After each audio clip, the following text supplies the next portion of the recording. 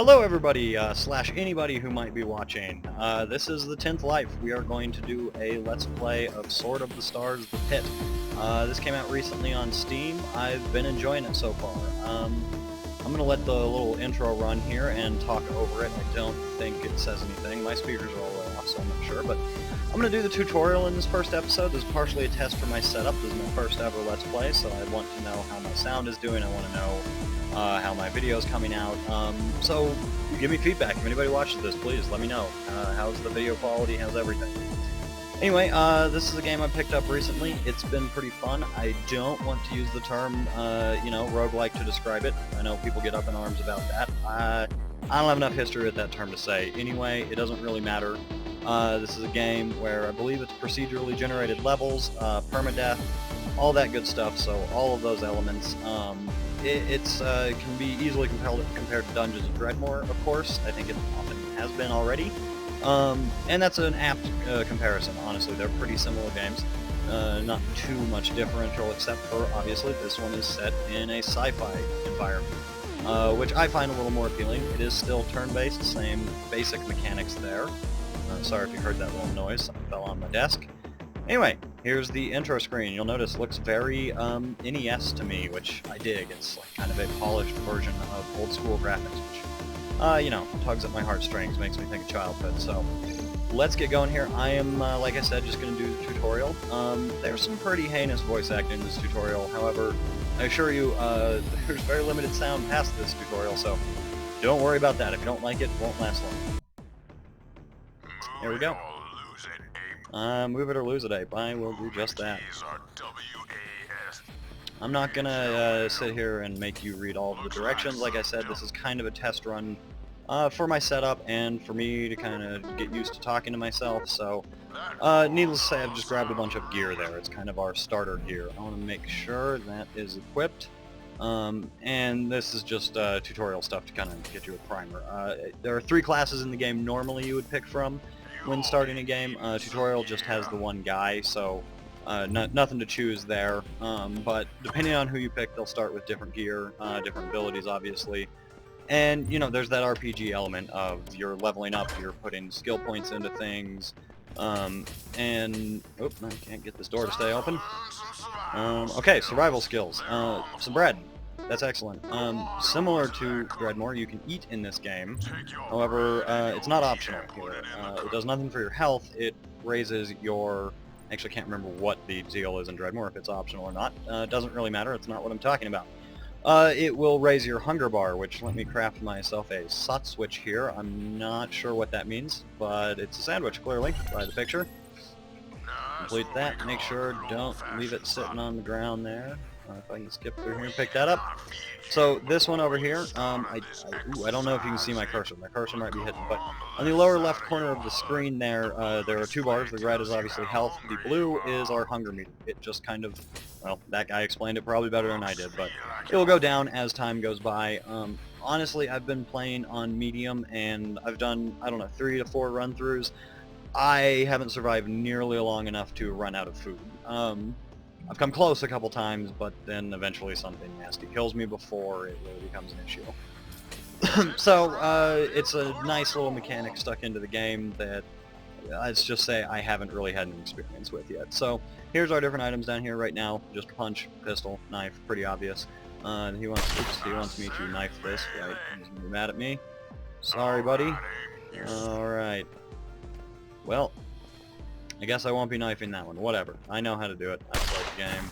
This is for your benefit, not mine. Well, no, that's not true at all. This is mostly for my benefit. So anyway, like I said, there's 3 classes you can choose from. There is a Marine, a Scout, and an Engineer, which we will, no, I'm not even bothered with that. We'll pick from one of those. I have played as Marine and Scout so far. I think I preferred the Scout, which is kind of out of character for me, generally speaking. I'm more of like a, I want to make a warrior or soldier, one of those character classes. So here we have to introduce the targeting, which I usually kind of ignore. There's an auto-targeting that works really, honestly, pretty well. But for the grenades, you have to use it. So here we go. Oh, well, let's throw that grenade. There we go. Quite effective, as you can see, against practice. Anyway, I've played as the Scout and the Engineer, or the Scout and the Marine, excuse me. I've not tried the Engineer yet. I think I preferred the Scout simply because she's a little bit more multi-purpose. The Marine's great with guns and blades and things, but that's about it. He can pry things open, but if it requires any intelligence, he's kind of in trouble, as you'd expect. He's a little bit dim, and that's okay. We're not judging him for it. I think this is what he wants me to do. I wasn't paying attention. Yes. Whereas the Scout, she has a few abilities that really help her get through the environmental situations you run into. Unlocking doors honestly has been real easy for me so far, but she's good at that. As I recall, she's kind of crap with computers, which I wasn't exactly expecting, but it's okay. Again, not judging her for it. I imagine the Engineer will be the guy who's really good with computers, but his combat skills looked really lacking to me, so until I get to know the game a little bit better, I've just been... I will definitely go there, though. I'm probably going to do... I'm going to try and do a run-through a video, although I'm getting the sense it's going to be a little long for that, so I'm probably going to have to split it up. I don't want to go much over, like, TV show length, as a lot of, I'm sure, people, Let's Players do. And I always enjoy that, so stick with it. So if I have to split it up, I have to split it up. Not the end of the world. Right, he wants me to pick this up and put it on my weapon, as I recall.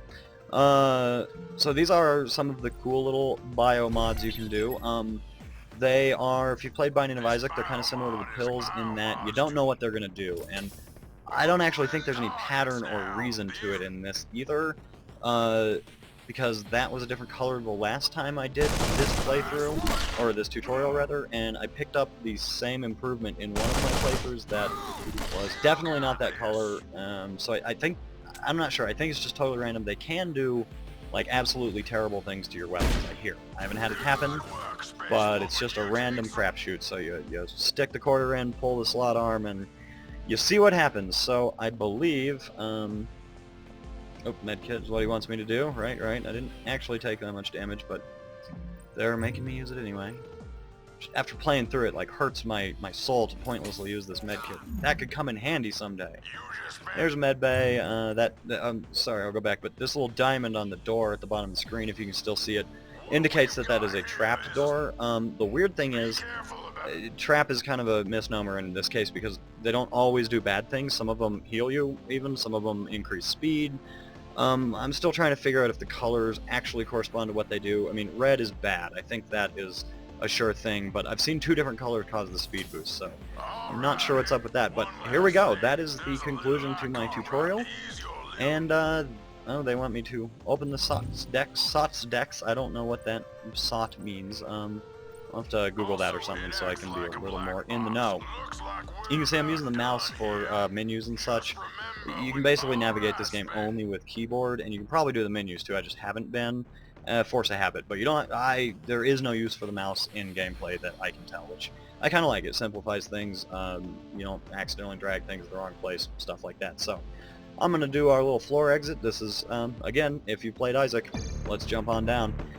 So that will end our tutorial, and that will end my first Let's Play ever. So I'm gonna, I don't know, go through the process of trying to get this online, and maybe somebody other than my parents will watch it, but if it's just you two, thanks guys. Otherwise, I hope you guys enjoyed it, and I'll be getting up an actual episode real shortly here. Bye guys.